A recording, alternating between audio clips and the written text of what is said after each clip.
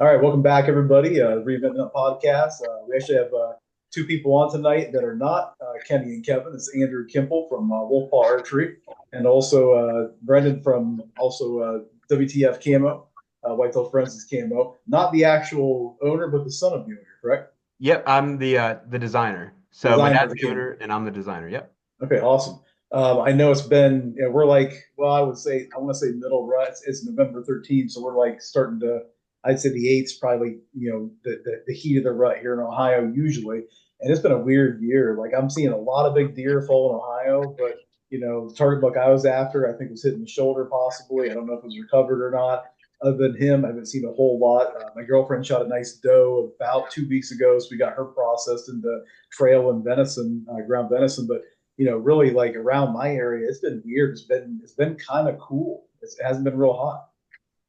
Well, yeah, I think the problem is it's been cool because it's been hot. You know what I Yeah, mean? exactly. Like Yeah, we yeah. the weather is not it's just not really shaping up for a good like it just didn't hit at the right time as far as weather goes. And yeah, I was just out in Ohio a couple weekends ago. I shot a doe out there and I sat Friday night all day Saturday and Sunday morning and I saw one deer the whole time and that's the one Huh. I shot. So it was a really slow weekend and a really long weekend, but jerky. So, Yeah, I what can you understand. say? Yeah, and Andrew, how about you down there? Well, I was thankful to see the weather break last night. So we had, a mild day yesterday, and then today it was a low of 26 in the morning. It only got to be about a high of 38 or 40. Nice wind chill, but it's been totally warm the same way here. There was a bunch of early activity, there in the Yep. end of September into the beginning of October seemed to be really great.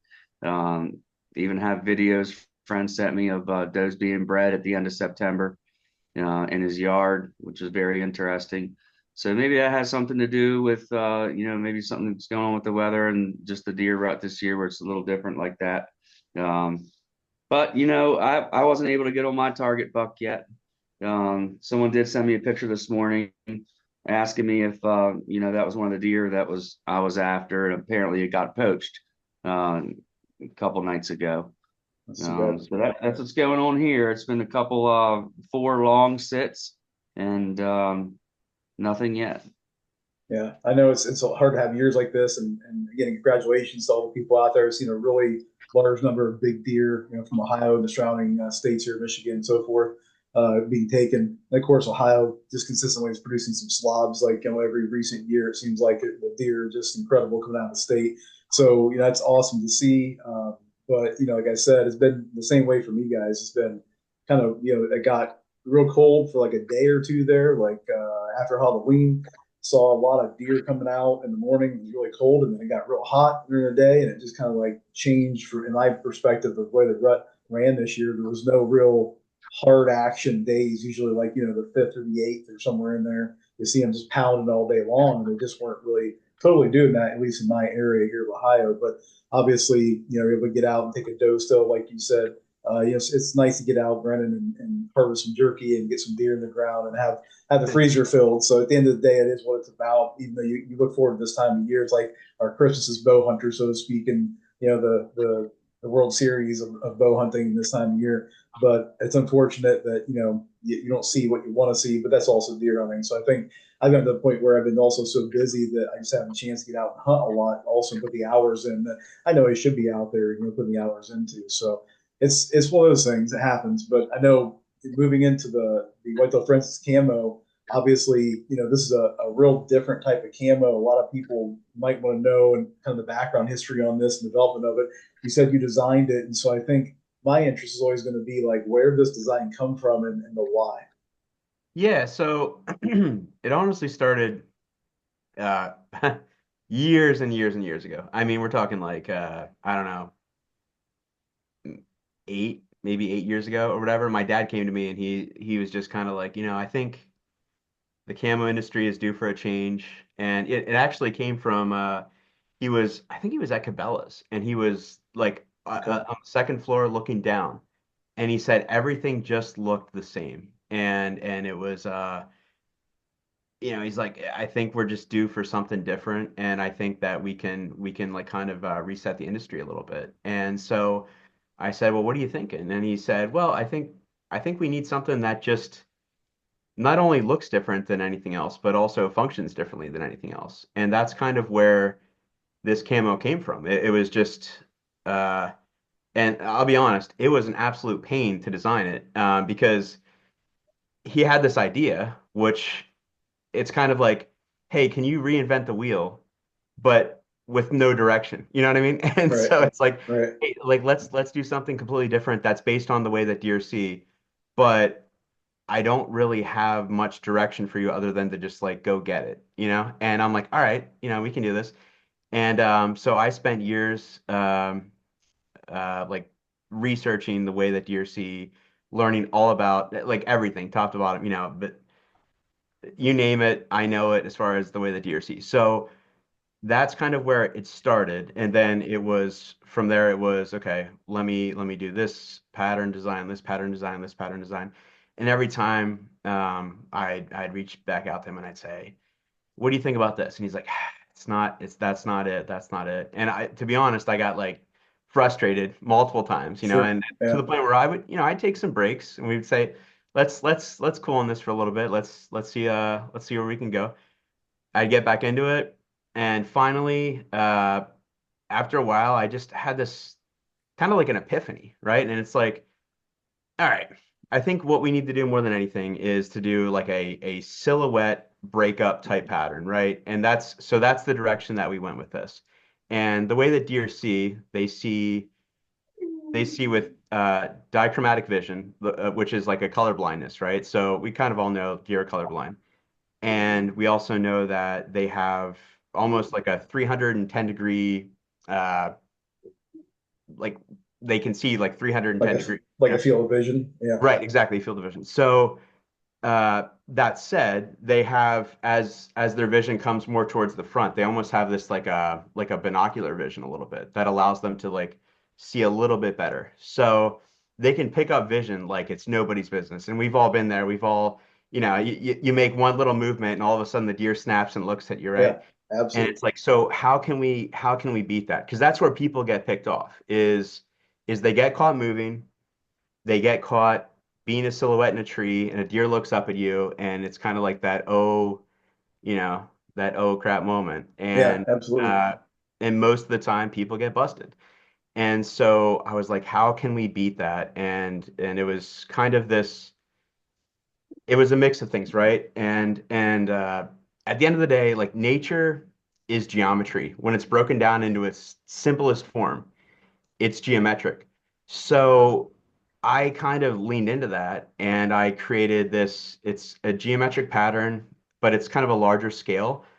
And the way that it works is that it really does, you almost, it's like you blend in by breaking up, or you get broken up by blending in, or vice versa. It's Sure. like that. It's this weird concept where when a deer looks at you, and we've all seen it. Like every single person that we talk to, like wearing this camo has been busted with movement.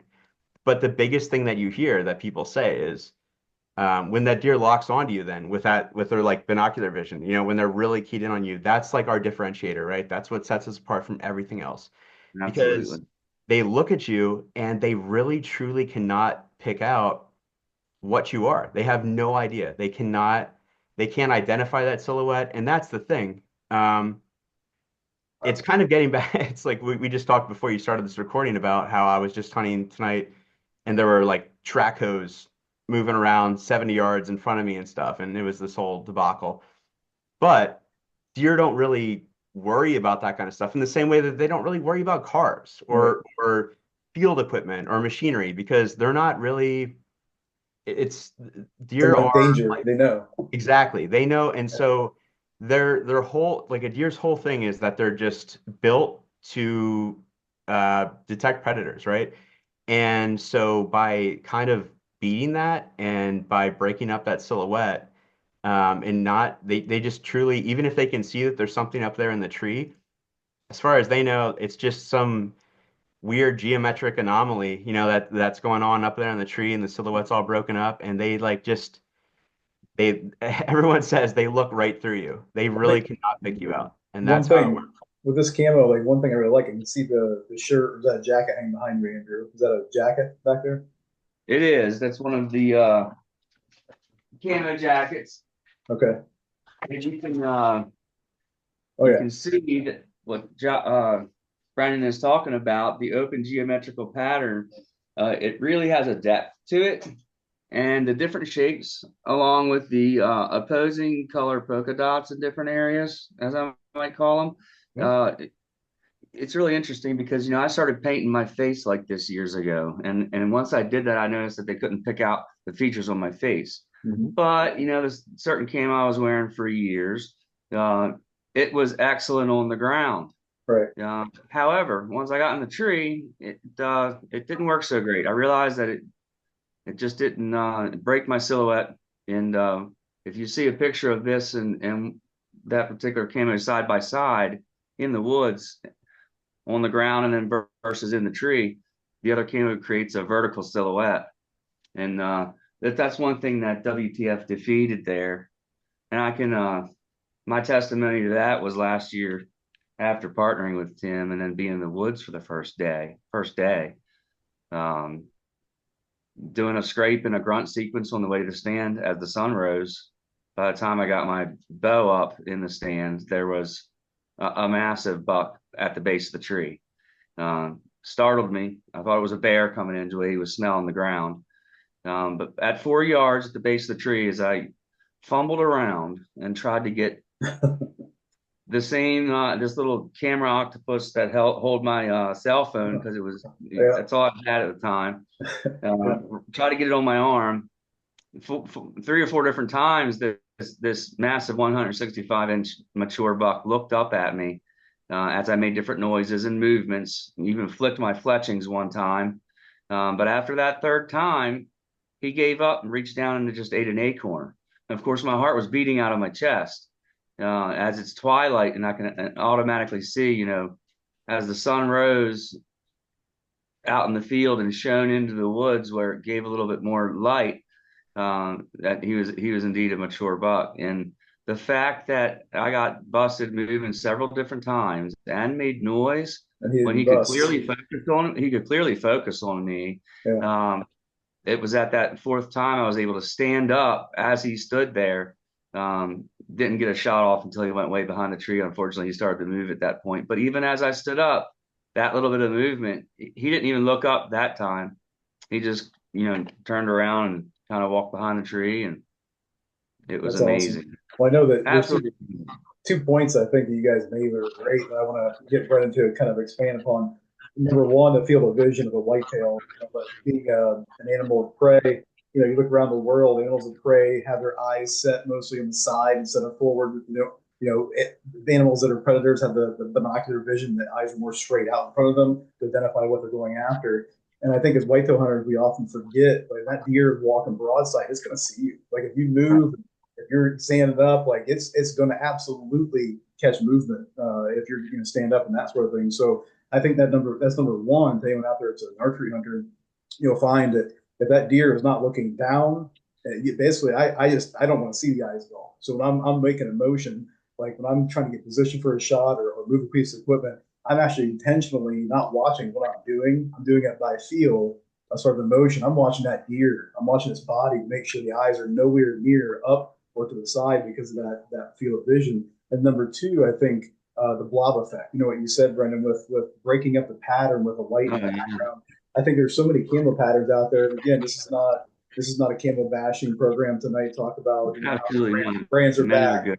It's just something that we want to kind of expand upon with WTF camo, because I love the fact that you're defeating the idea of getting silhouetted, and you don't have that big blob effect. The camo pattern may look great, but then when you said get in the tree, you got a light background, it looks like a blob. I know I've said this before in the podcast.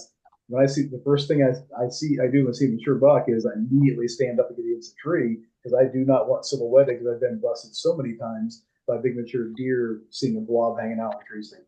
Right. And so actually, let me just expand on that a little bit.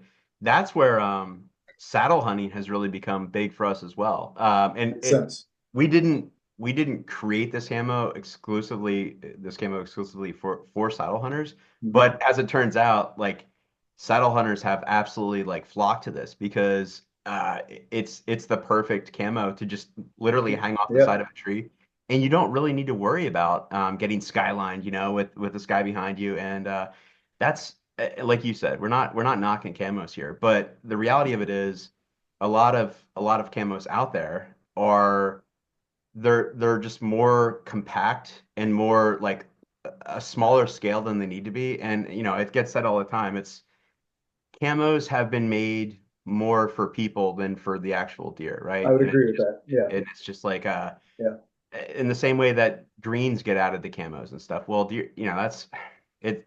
Deer don't really see greens.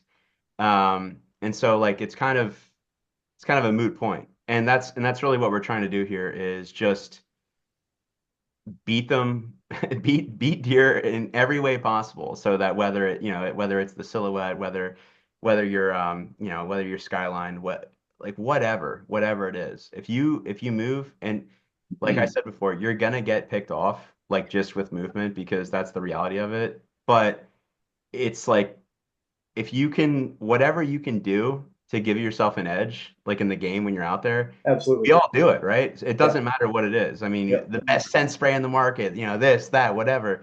We're all trying to do it. And so that's really what this is. It's all about giving you the edge where you're gonna get caught, you're gonna get busted, especially like what Andrew said with the really mature bucks. I mean, amateur does too. God knows they're like the Oh smartest yeah. things out there. The, Oh, here So in the the, mountains, they are. Yeah, the old they can Manny tell them dose. apart. yeah. So when you're up against that, anything helps, and that's really what this is. It's just taking it to the next level and making sure that we can just try to outsmart them as best we can, because it's not easy sometimes, you know? Yeah, absolutely. Well, it's a Yeah, great well, science-based Brennan did approach. do a great job on the camo, and just adding to what you said, at first, um, we first had, reps and ambassadors, testimonies, hunting from saddles and getting in these really skinny trees on these ridge tops with actually absolutely no backdrops behind them. Our one rep, Zach Section, he shot a really great 180 something inch, maybe 186-inch deer there just north of you in Ohio last year, from a skinny tree. And then coming in just last week, recently, we're working with a marketing and branding company, and the gentleman actually bought a suit of our camouflage and went out and put up in a tree where he had no cover and he wasn't very high off the ground. And he said he posted on Facebook, these first set of deer walked by, and he said something to the tune of, any deer with a half a brain would have picked me out right away. He said those deer passed, and I went up shooting this really nice 8 point. And his test, he said he completely swears by it. He's a real believer now. He couldn't believe how much it broke up his silhouette and how effective it was for him to be able to sit basically out in the open like that. And And that's one Yeah. great thing.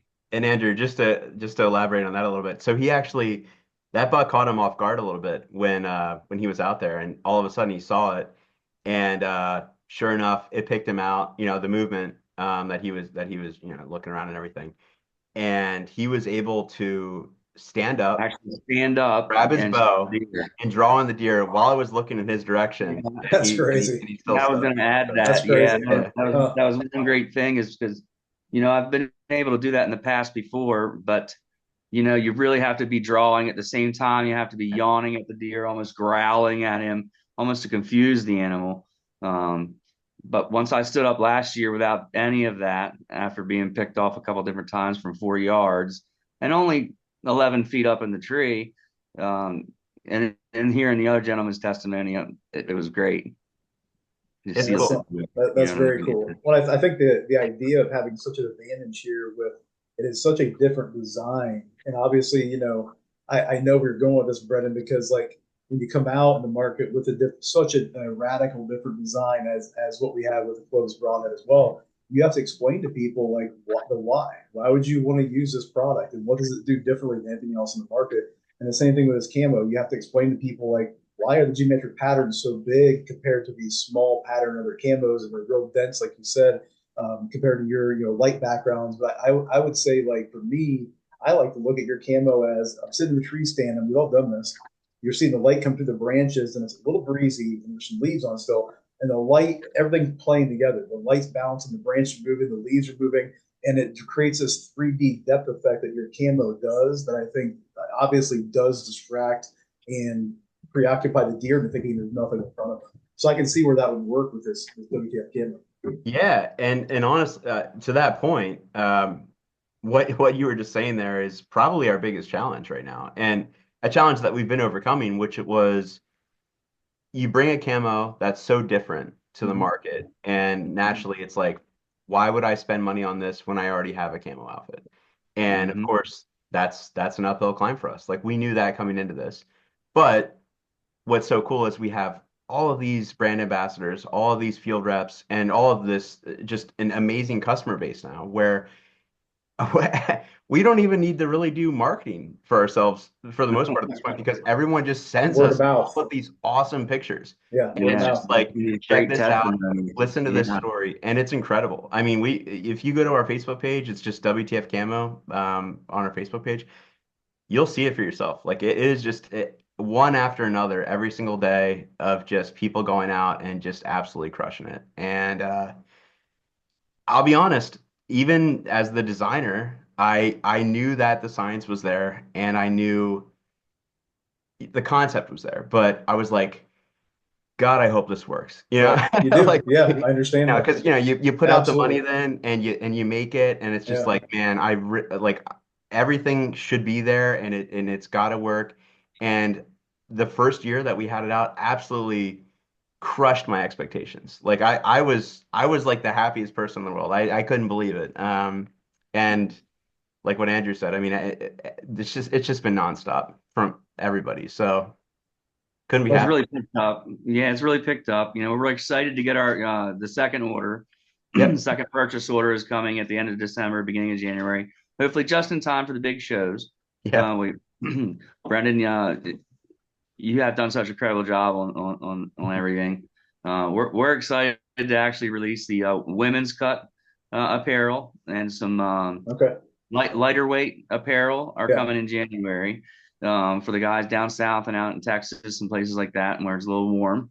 Um, and then the following year, coming into late 2025, we'll be doing the heavyweight line. Um, Okay. that's And pretty exciting. also this I was gonna upcoming ask year, that. as part of this new order, we're doing tall sizes. So that's been a big thing Yeah, too. A lot of Okay. it lot is a of big lot of a deal. lot of those tall guys out there, like we need Yeah. this. And Yeah. so we're getting that done, like Andrew said, the tall sizes, the women's cut, lightweight pants, and Okay. also a full camo hoodie Thing for as the- well. We've Okay. got That's we've got awesome. this hoodie, but and this is like I wear this under my camo all the time, just as a base layer. But having another full camo hoodie in the arsenal as well, just Yeah. just gonna keep building it Didn't out, we, But didn't we add the face mask to the hood for the hoodie, Brendan? Was that something?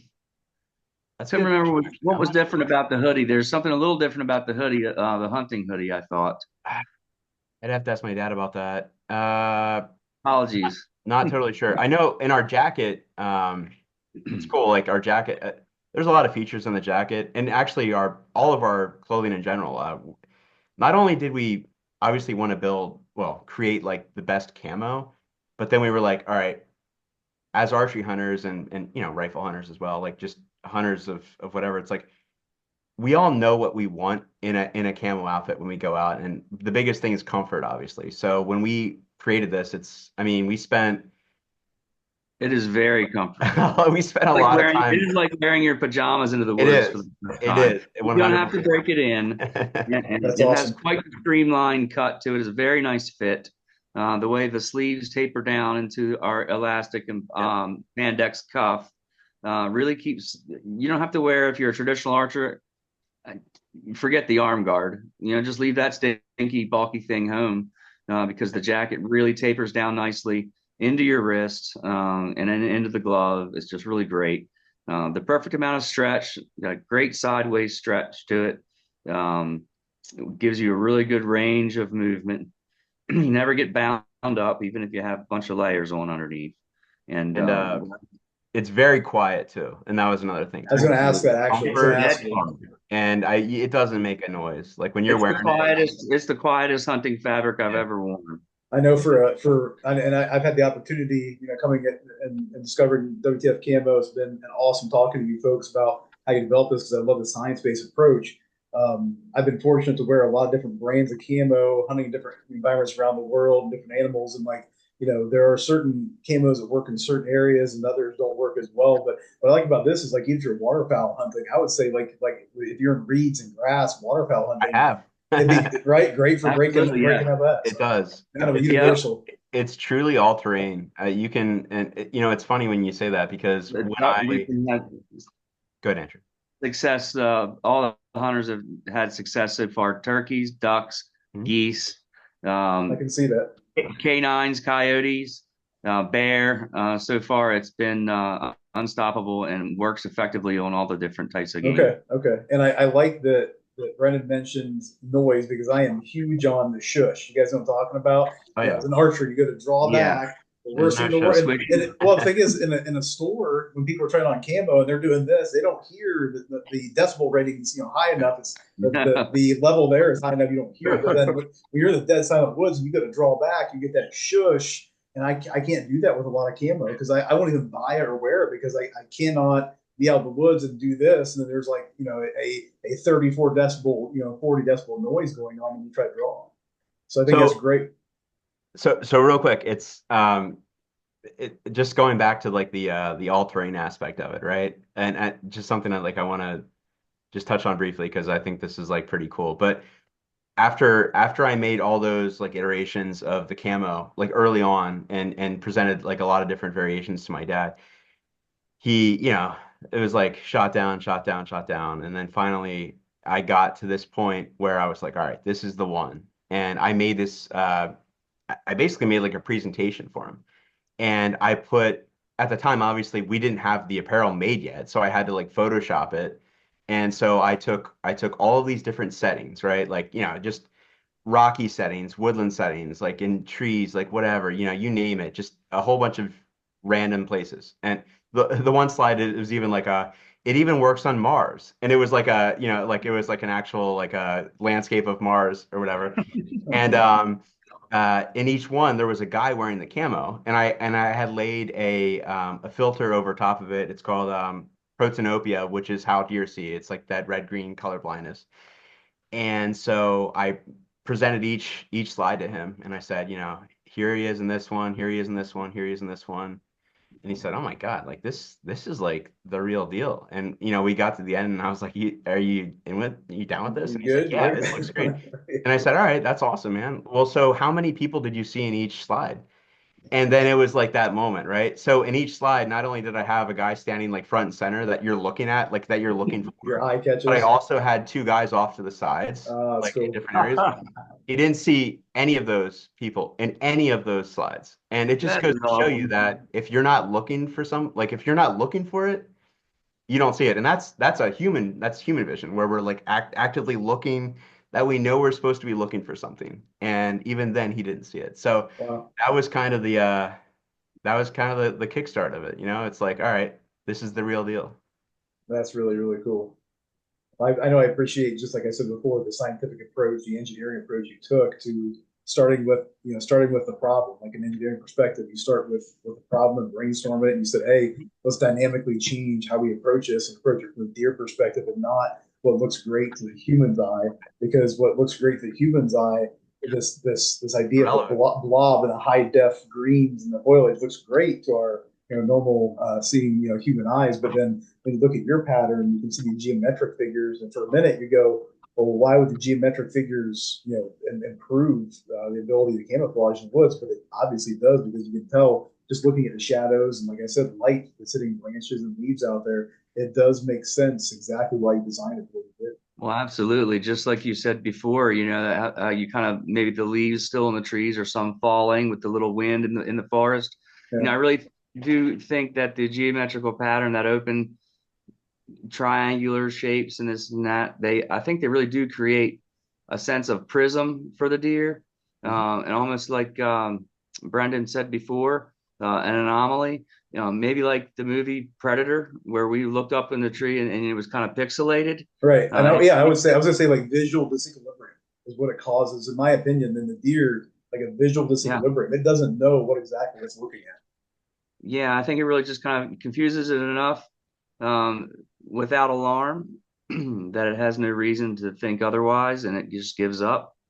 Uh, I have been busted several times. Last year I was busted by a matriarch doe, just a week after I shot at that big buck, and she busted me on the movement, and I thought right away that I was done. And as she came closer and closer and ended up right at the base of the tree again, like the buck, um, she looked at me, looked around me, and like everyone else says, kind of it seems like the deer looks through you almost, because it does start to focus on you, but then that pattern confuses its eyes and does something there where it doesn't want to continue to stare at you, Yeah, because I think it confuses its vision. So it then looks to the left and right again and gives up. And she kind of just stiff legged it out of there. She like, we got real stiff, how they do, and she stiff legged it out, but she never did blow. She may have even winded me a bit, and that's why maybe she continued to look up the hill because she thought she smelled something. But she meandered off, and that was that.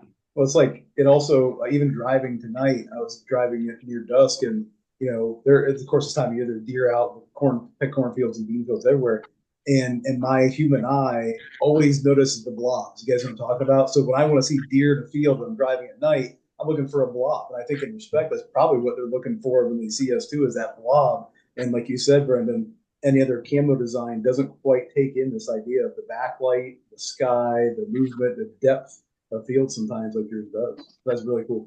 Yeah, and we've even had guys to your point there, we've had guys stalk deer like into fields, and basically walk up on them. And to be honest, even for me, I was like, there's no way that can work. You know what I mean? Like just it's like you're in an open field, Yeah, you're walking up onto them. But we've had guys do it and they have pictures. Like they're standing there and the deer are right there. Or we even had guys go out and they did it with elk, mule deer, all that stuff. It just didn't really matter what they were going after. It was the same feedback every time, which was just, and that's not saying, hey, go run into a field and try to shoot, right, what's standing in the middle of a field, but right, it's just been No, guys that are like pushing the limits of like what this can do, and it's like, how far can we take this? exactly. And yeah, it's funny. My uncle, he was probably one of our biggest skeptics. And my dad always says this, it's his brother, and my dad like showed him the camo and he's like, Tim, I'm gonna be honest, like you might need to sell your house. Like jokingly, like that he's gonna lose all his money like with this camo. Yeah, And then he got it, he wore it out and he said, oh my God, he's like, I walked up, he's like, there were just deer standing there and I just basically walked up right on them. And I just was like, okay, let me see if I can get closer. And he just kept walking slower and slower, and they would like look up, you know, look around, go back down feeding. And it was like 15 yards. Like he walked up on these that's deer. crazy. And yeah, he's like, hey, I'm a believer. So he wears it now. He actually just shot a buck like, I don't know, a couple days ago. A really nice one in PA here. Okay, So yeah, there's been a it's couple early video testimonies of people having bucks and does within 3 and 4 yards ground hunting, and yeah, these deer come feeding right that's by them, right awesome. on the ground. Yeah, Okay, yeah. the Touching on that blob effect just a little bit, on that blob effect you're yeah, yeah, talking about. The first time I ever noticed that in the woods, um, was when I did a lot of ground hunting, and at one point I realized that I needed to be on the same level as the deer are, especially to see what they see maybe in the morning when they're in their staging areas or bedding areas before they go lie down, anything like that. So I would do that, and I would get in some thick stuff, and I would look for visual pockets through the brush that I could see down or over into certain areas, and just to inspect, just like a deer would lie there. And that's when I noticed that if you see another hunter coming in the woods, how much they stand out. and how much they might look like Bigfoot, because the Sure. camo patterns blob them out so badly that you can pick them out so well in the fall leaves after the foliage is falling off the trees. And for all the years I looked at my camouflage and said, oh, this is great. I blend in with the forest. I'm standing next to this tree. I look just like it. But lo and behold, that's why we get busted so much, and that was so hard to pull the bow back, um, and all that, and why compounds were great because I could pull back and get ready for the shot. But having the whitetail forensics advantage now and being a traditional only hunter, it truly does lend an advantage. That's very, very cool. Well, Brendan, I want to ask you real quick here. We have about a minute to go, but where can customers go or people go to check out Whitetail Forensics and maybe possibly buy some from you? Yeah, WTFcamo.com. That's probably your best place to go if you wanna scope out the products and stuff there. Like I said earlier in the podcast, you can also pop on our Facebook page. It's literally WTF Camo, and Okay. there obviously you're not gonna like be buying products off Facebook, but you can go there and see just endless results, and amazing Awesome. feedback and stuff. And really cool. Not only do we post the pictures, but we also post, people send us their stories of their hunts, and it's Yeah. like this happened, this happened, this happened. Yeah. And